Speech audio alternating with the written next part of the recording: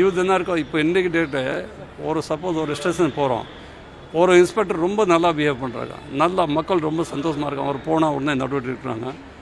ஆனால் அதுக்காக எந்த மார்க்ஸ் இல்லை. யார் போய் சொல்ல போகிறாங்க அதை வச்சுட்டு? கிரெடிட் இல்லை.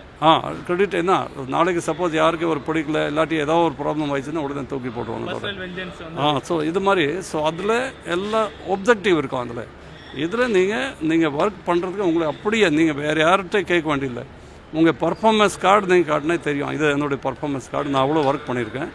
ஸோ இதில் என்ன பர்ஃபார்மன்ஸ் பார்த்தோன்னே இவருக்கு ரொம்ப ஹை பர்ஃபார்மன்ஸ் பர்சன் புரியுதா உங்களுக்கு? லைக் A டிகிரி இப்போது சொல்லிகிட்டே இருந்தார். மெட்ராஸ் யூனிவர்சிட்டியில் ஒரு A111 இது மாதிரி A++ ஒரு டிகிரி ஏதாவது ஒரு சொன்னாங்க. அந்த மாதிரி ஒரு மெட்ராஸ் யூனிவர்சிட்டி ரேட் ஆகிருக்குது.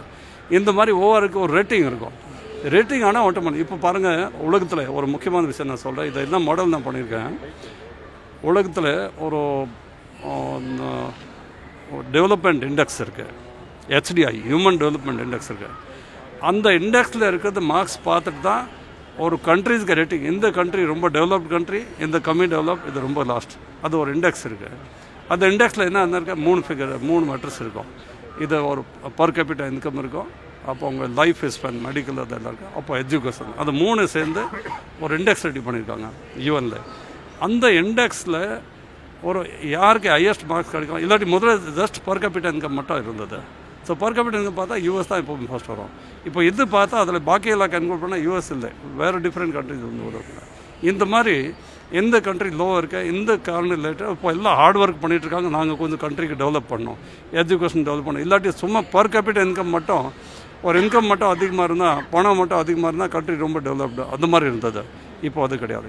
ஸோ இது மாதிரி ஜஸ்ட் ஒரு ஃபிகர்ஸ் மட்டும் காட்டிட்டாங்க, நிறைய கேஸ் கண்டுபிடிச்சிட்டாங்க, அந்த வச்சுட்டு இஸ் த பெஸ்ட் இன்ஸ்பெக்டர் அப்படி சொல்லக்கூடாது. ஸோ ஓவரால் இந்த மாதிரி ஒரு இண்டெக்ஸ் ரெடி பண்ணிருக்கோம். அந்த இண்டெக்ஸ் வச்சு தான் இது பண்ணுறோம். கிரைமோட ட்ரெண்ட் சேஞ்ச் ஆகிட்டு இருக்கு.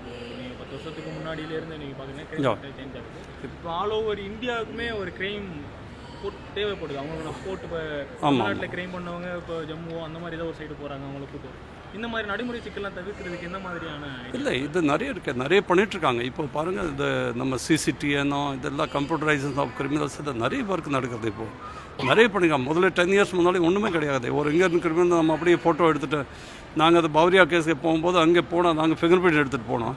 அங்கே எந்த எஸ்டேட்டுக்கு ஃபிங்கர் பிரிண்டிங் சிஸ்டமே கிடையாது. நாங்கள் எவ்வளோ கஷ்டப்பட்டோம் எங்களுக்கு தெரியும். இப்போ எல்லோரும் ஃபிங்கர் பிரிண்ட் ஆன்லைன் வேறு பண்ணிட்டாங்க. அது ஸோ அதெல்லாம் டெவலப்மெண்ட் நிறைய ஆகிட்டு இருக்குது. ஈஸியாக ஒரு குற்றவாளி அக்யூஸ்ட் வந்து ஃபைன் பண்ணிட முடியும். எஸ் நிறைய டெவலப் பண்ணியிருக்காங்க.